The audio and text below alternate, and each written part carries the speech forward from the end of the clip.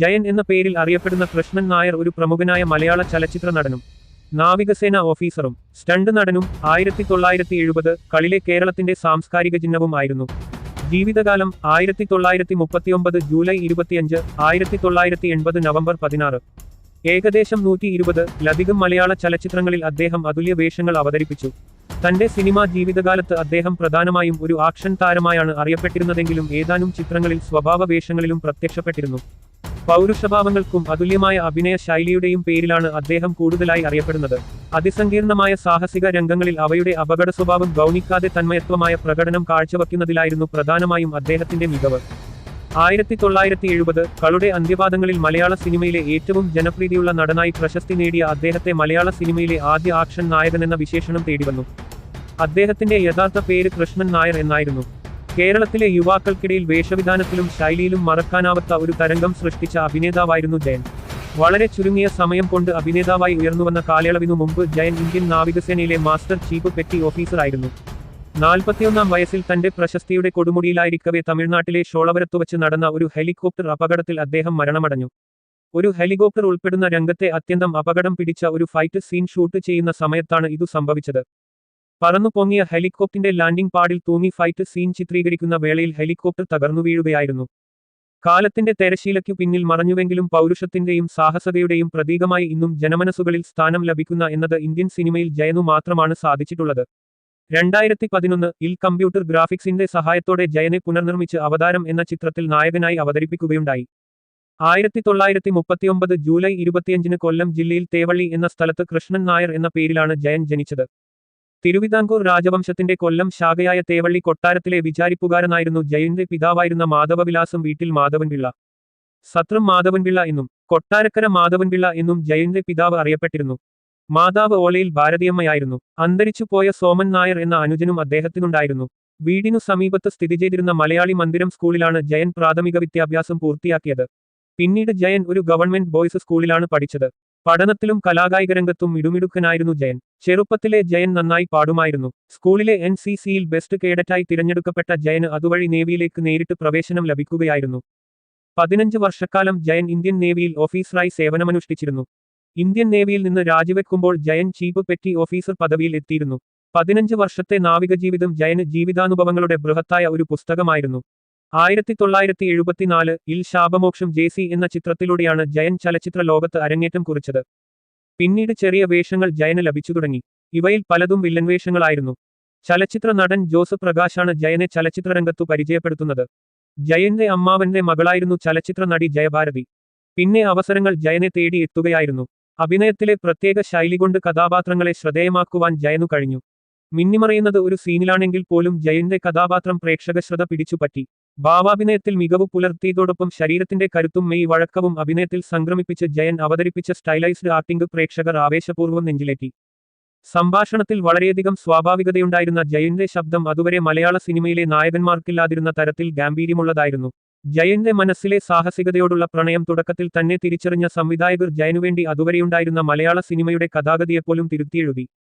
സിംഹത്തോടും കാട്ടാനയോടും ഏറ്റുമുട്ടാനോ ക്രെയിനിൽ തൂങ്ങി ഉയരങ്ങളിലേക്ക് പൊങ്ങിപ്പോകാനോ കൂറ്റൻ ഗ്ലാസ് ഡോറുകൾ തകർത്തു മുന്നേറാനോ വലിയ കെട്ടിടത്തിൽ നിന്നു താഴേക്ക് ചാടാനോ ജയന് ഒട്ടും ഭയമുണ്ടായിരുന്നില്ല. തനിക്കു ലഭിക്കുന്ന കയ്യടികൾ തന്റെ അധ്വാനത്തിനു കിട്ടുന്ന പ്രതിഫലമായിരിക്കണമെന്ന് അദ്ദേഹം ആത്മാർത്ഥമായി ആഗ്രഹിച്ചു. ജയന്റെ അസാധ്യമായ പ്രകടനങ്ങൾക്കൊപ്പം നിഴലുപോലെ സഞ്ചരിച്ചിരുന്ന മരണം ഒടുവിൽ ജയനെ കീഴ്പ്പെടുത്തി. പതിറ്റാണ്ടുകൾ കഴിഞ്ഞിട്ടും ജയനെ ജയിച്ചെന്നു കരുതുന്ന മരണത്തെ ആരാധക ഹൃദയങ്ങളിലെ കെടാത്ത സാന്നിധ്യമായി നിന്ന് ജയൻ തോൽപ്പിച്ചുകൊണ്ടേയിരിക്കുന്നു. ജീവിതാഭിനയത്തിന് വളരെ ചെറുപ്പത്തിൽ തന്നെ അപകടം തിരശീല വീഴ്ത്തിയെങ്കിലും പൗരുഷത്തിന്റെയും സാഹസികതയുടെയും പ്രതീകമായി ഇന്നും ജനമനസ്സുകളിൽ സ്ഥാനം ലഭിക്കുന്നു എന്നത് ഇന്ത്യൻ സിനിമയിൽ ജയനു മാത്രം സാധ്യമായ അപൂർവതയാണ്. ചെറിയ വില്ലൻ വേഷങ്ങളിൽ നിന്നു പ്രധാന വില്ലൻ വേഷങ്ങളിലേക്കും ഉപനായക വേഷങ്ങളിലേക്കും അവിടെ നിന്ന് നായക വേഷങ്ങളിലേക്കുമുള്ള ജയന്റെ വളർച്ച വളരെ പെട്ടെന്നായിരുന്നു. ഹരിഹരൻ സംവിധാനം ചെയ്ത ശരപഞ്ചരമാണ് അദ്ദേഹത്തിനു നായക പദവി നൽകിയ ആദ്യവേഷം. 1974 മുതൽ 80 വരെ കേവലം 6 വർഷങ്ങൾ കൊണ്ട് പൂട്ടാത്ത പൂട്ടുകൾ എന്ന തമിഴ് ചിത്രമുൾപ്പെടെ 116 ചിത്രങ്ങളിൽ ജയൻ വേഷമിട്ടു. ശാപമോക്ഷം മുതൽ കോളിളക്കം വരെ ജയന്റെ മുദ്ര പതിഞ്ഞ 90% ചിത്രങ്ങളും ഹിറ്റുകളും സൂപ്പർ ഹിറ്റുകളും ആയിരുന്നു. ജയനെ ജനകീയ നടനാക്കി തീർത്തത് അങ്ങാടി ആയിരുന്നു. ഗൃഹലക്ഷ്മി പ്രൊഡക്ഷൻസിന്റെ ബാനറിൽ I.V. ശശി സംവിധാനം ചെയ്ത ഈ ചിത്രം മുൻകാല കളക്ഷൻ റെക്കോർഡുകൾ തിരുത്തിക്കുറിച്ചു. വി ശശി സംവിധാനം ചെയ്ത അങ്ങാടിയിലെ ഒരു അഭ്യസ്തവിദ്യനായ ചുമട്ടുതൊഴിലാളിയുടെ വേഷത്തിൽ ജയൻ ഗർജിക്കുമ്പോൾ ആ സ്വരഗാംഭീര്യത്തിൽ കോരിത്തരിച്ച് ആംഗ്ലേയ ഭാഷ വശമില്ലാത്തവർ പോലും കൈയടിച്ചു. സാഹസികത നിറഞ്ഞ അഭിനയമുഹൂർത്തങ്ങളോട് ജയന് വലിയ താൽപ്പര്യമായിരുന്നു. കഠിനമായ പരിശ്രമത്തിലൂടെയാണ് മലയാളത്തിൽ സ്വന്തമായൊരു സിംഹാസനം ജയൻ തീർത്തത്. മറ്റ് നായകനടന്മാർക്കുവേണ്ടി ഡ്യൂപ്പുകൾ അടികൂടുമ്പോൾ ജയൻ അത് സ്വന്തമായി ചെയ്യുകയായിരുന്നു. അതിരുകടന്ന സാഹസികത തന്നെയാണ് ഒടുവിൽ ജയന്റെ ജീവനെടുത്തത്. കോളിളക്കം എന്ന സിനിമയിലെ ഒരു സാഹസികരംഗത്തിന്റെ ചിത്രീകരണത്തിനിടയിലുണ്ടായ ഒരു ഹെലികോപ്റ്റർ അപകടത്തിലാണ് 1980 നവംബർ 16 ജയൻ അകാലമൃത്യുവടഞ്ഞത്. 41 വയസ്സ് പ്രായമേ അദ്ദേഹത്തിന് അപ്പോൾ ഉണ്ടായിരുന്നുള്ളൂ.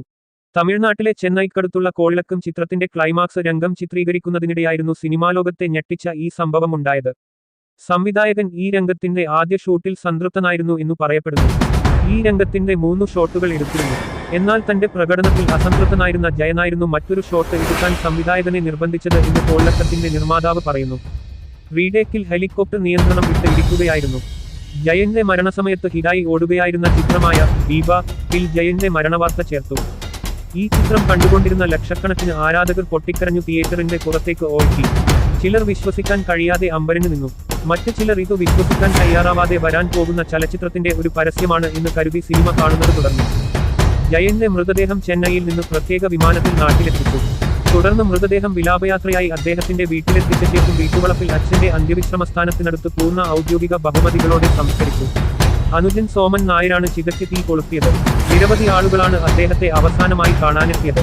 ജനക്കൂട്ടത്തെ നിയന്ത്രിക്കാൻ പോലീസിന് വളരെയധികം ബുദ്ധിമുട്ടേണ്ടി വന്നു. ജയന്റെ മരണത്തോടെ തകർന്നുപോയ അദ്ദേഹത്തിന്റെ അമ്മ ഭാരതിയമ്മ തുടർന്ന് കിടപ്പിലാകുകയും 2 വർഷങ്ങൾക്കു ശേഷം അവരും മരിക്കുകയും ചെയ്തു. ജയന്റെ മരണസാഹചര്യങ്ങൾ ഒരു ഗൂഢാലോചനയെക്കുറിച്ച് കഥകൾ പുറത്തു വരാനിടയാക്കി. ഇതിനു കാരണമായത് കൂടെ ഹെലികോപ്റ്ററിലുണ്ടായിരുന്ന സഹനടനായിരുന്ന ബാലൻ കെ നായരും പൈലറ്റും സാരമായ പരിക്കുകളൊന്നും ഏൽക്കാതെ അത്ഭുതകരമായി രക്ഷപ്പെട്ടു എന്നതാണ്. പക്ഷേ ഈ അപകടം ഒരു ദുരൂഹയായി ഇന്നും അവശേഷിക്കുന്നു. ജയന്റെ മരണത്തിന് ശേഷം അദ്ദേഹത്തിന്റെ ജന്മസ്ഥലമായ കൊല്ലം ഓലയിൽ എന്ന സ്ഥലത്തിന് ജയൻ നഗർ എന്നു പേര് നൽകുകയും അദ്ദേഹത്തിന്റെ പേരിൽ ഒരു ക്ലബ് രൂപീകരിക്കുകയും ചെയ്തു. Jayan memorial arts and sports club. എല്ലാ വർഷവും ജയന്റെ ജന്മദിനത്തിൽ സമൂഹസത്തയും അദ്ദേഹം അഭിനയിച്ച ചിത്രങ്ങളുടെ പ്രദർശനവും നടന്നുവരുന്നു. മിമിക്രി കലാകാരന്മാർ ഹാസ്യം കലർത്തി ജയനെ അവതരിപ്പിക്കലുണ്ട്. 2013 ആഗസ്റ്റ് മാസം ജയന്റെ പ്രതിമ പ്രശസ്ത സിനിമ താരവും കൊല്ലം സ്വദേശിയുമായ മുകേഷ് അനാച്ഛാദനം ചെയ്തു. കൊല്ലം ഓലയിൽ നാണി മെമ്മോറിയൽ ഹോസ്പിറ്റലിനു മുൻവശം സ്ഥാപിച്ച പ്രതിമ കാണാനും കൂടെ നിന്നു ചിത്രങ്ങൾ എടുക്കാനും സിനിമ താരങ്ങളും സിനിമയിൽ പ്രവർത്തിക്കുന്നവരും അദ്ദേഹത്തിന്റെ ആരാധകരും കൊല്ലം ഓലയിൽ ജയൻ മെമ്മോറിയൽ ക്ലബിൽ എത്താറുണ്ട്.